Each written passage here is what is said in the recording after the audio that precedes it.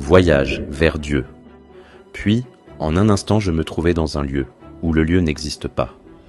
C'est étrange ce que je vous dis là, mais je n'ai aucun autre mot pour l'expliquer. Je ne sais pas si je peux dire cela, mais je me tenais nulle part. J'étais comme suspendu dans un vide. Était-ce le néant ? Je suis incapable de le dire.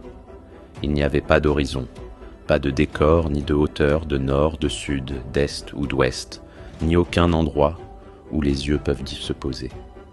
C'était étrange et à la fois puissant. Je vis Dieu en face de moi dans une beauté infinie.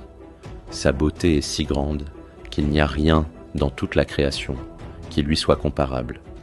Il est tellement majestueux, d'une magnificence et d'une grandeur telle que vous ne pouvez vous tenir devant lui sans que vous soyez consumé et anéanti par sa gloire fulgurante. Rien n'existe en sa présence. J'étais là, je baissais la tête et je la relevais légèrement pour l'admirer. C'était le meilleur des moments de toute l'humanité. Je ne saurais vous l'expliquer, mais si je me suis tenu devant lui, c'est sans doute qu'il m'a protégé. Puis, mon Seigneur Dieu me parla d'une forte et belle voix. Il me dit « Je suis Allah, point de divinité à part moi. Tu es mon serviteur, mon élu. Je t'ai choisi parmi toute la création pour guider mon peuple. » Je restai un moment dans cet état de contemplation que je ne saurais vous décrire quand soudain quelque chose descendit sur moi. Puis, il me renvoya d'où j'étais venu, sur cette plage d'où j'étais parti.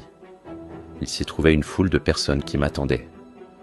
Ils disaient tous en criant de joie « C'est l'élu, il a été choisi !»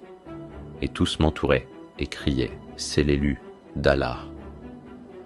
Ils m'attirèrent vers leur lieu d'habitation et commencèrent à me poser plein de questions, car ils voulaient que je les instruise. Mais au loin, je vis les 4 anges se rapprocher de moi. Je compris que c'était le moment où je devais rentrer.